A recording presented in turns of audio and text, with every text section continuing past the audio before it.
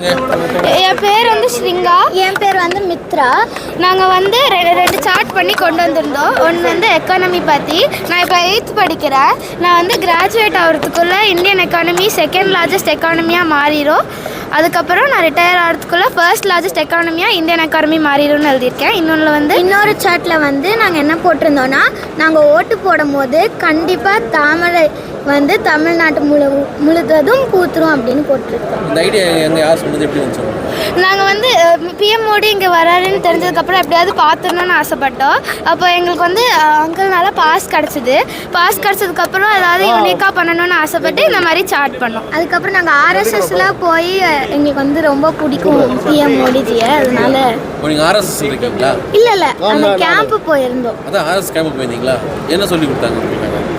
நம்ம தமிழ்நாட்டில் வந்து நம்ம இந்தியாவோட எல்லா கல்ச்சரல் இம்பார்ட்டன்ஸ் எல்லாமே சொல்லி கொடுத்தாங்க. என்னென்ன சொல்லி கொடுத்தாங்க? அது நிறையா சொல்லி கொடுத்தாங்க. ஜான்சி ராணி பற்றி, அகல்யாபாய் பற்றி, எல்லா ராணிகள் ராஜாக்கள் பற்றிலாம் சொல்லி கொடுத்தாங்க. நீங்கள் இது எழுதி கொண்டு வரும்போது போலீஸ் என்ன சொன்னாங்க? அதெல்லாம் அங்கே அவருக்கு எடுக்கிறாரு, அவரே கூப்பிட்றாங்க.